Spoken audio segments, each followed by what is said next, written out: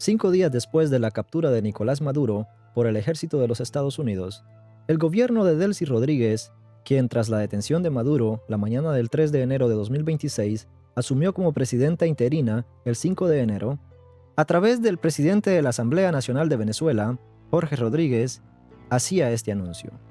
El gobierno bolivariano, como un gesto unilateral, ha decidido la puesta en libertad de un número importante de personas venezolanas y extranjeras, y estos procesos de excarcelación están ocurriendo desde este mismo momento.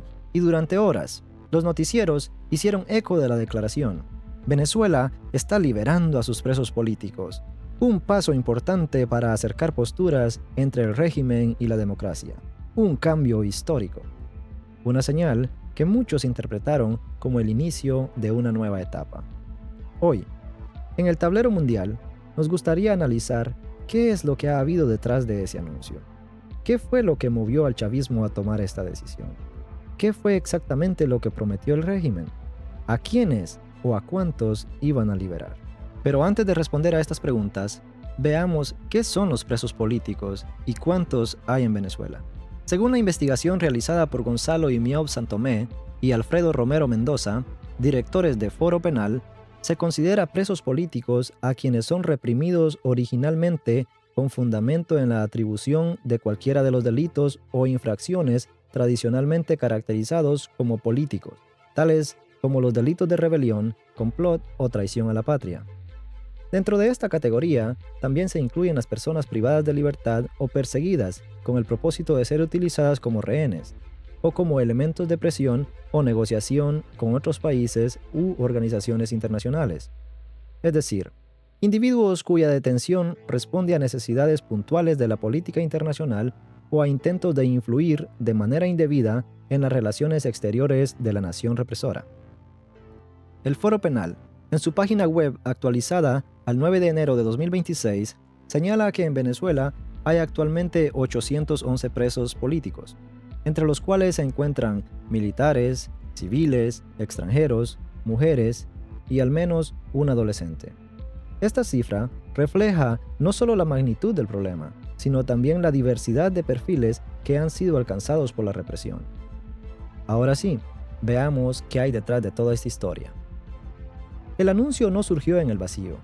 Llegó en un momento de presión internacional, con organismos de derechos humanos, gobiernos extranjeros y actores regionales exigiendo señales de apertura.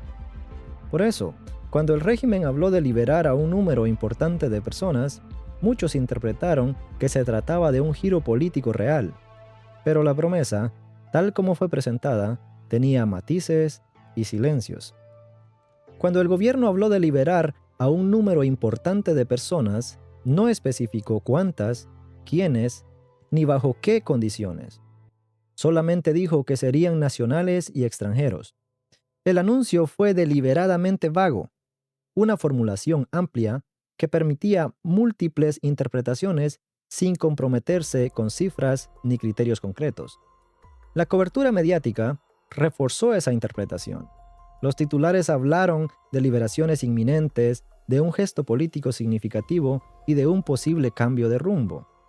En pocas horas, la idea de una apertura tomó fuerza dentro y fuera del país, pero esa narrativa se construyó sobre información incompleta. El anuncio oficial no detallaba quiénes serían excarcelados, ni cuántos casos estaban realmente en revisión. La expectativa creció más rápido que los hechos. Con el paso de las horas, comenzaron a aparecer las primeras inconsistencias. No había una lista oficial de personas a ser liberadas, ni un cronograma claro de excarcelaciones. Las organizaciones que monitorean casos de presos políticos tampoco habían recibido información directa. Y mientras los medios repetían la promesa, dentro del país persistía la misma pregunta: ¿a quiénes estaban liberando realmente? La falta de claridad alimentó la incertidumbre y dejó en evidencia que el anuncio tenía más sombras que certezas.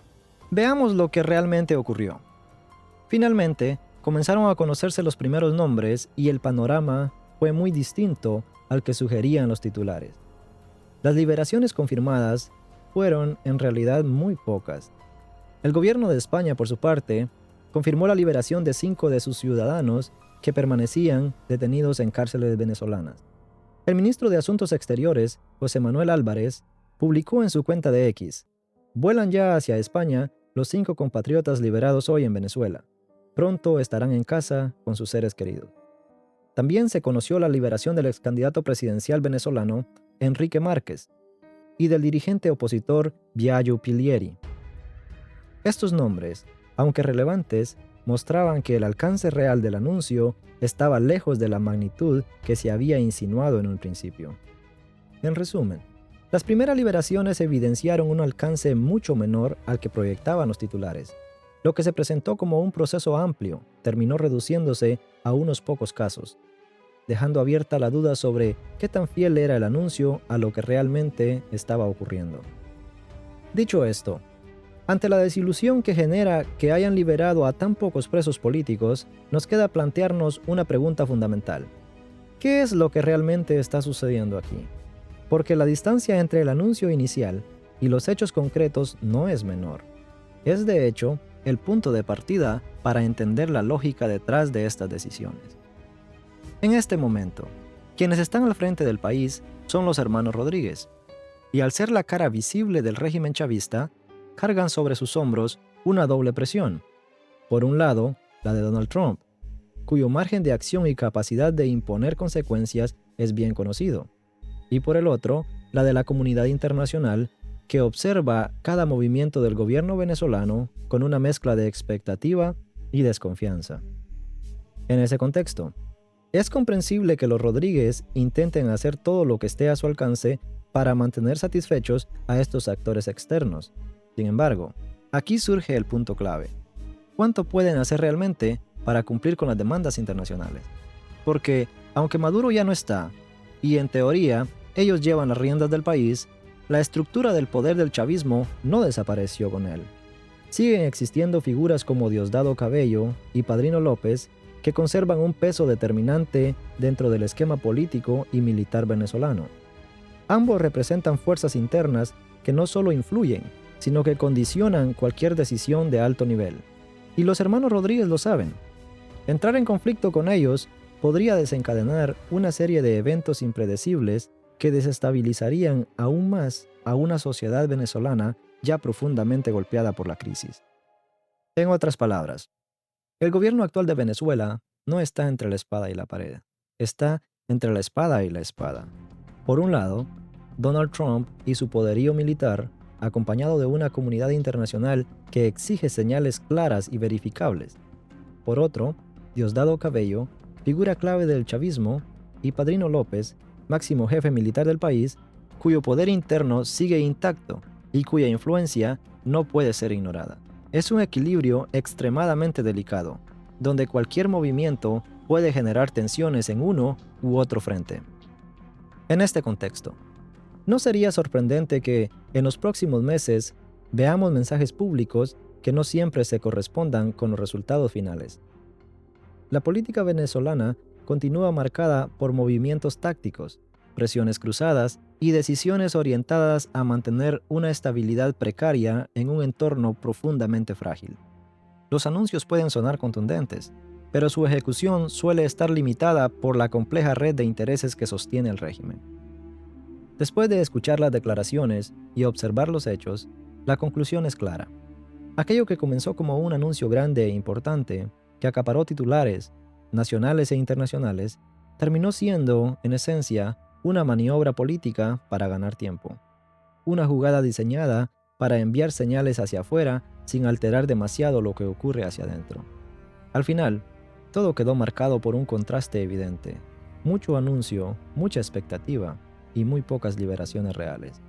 Un gesto que dijo más por lo que no ocurrió que por lo que finalmente ocurrió.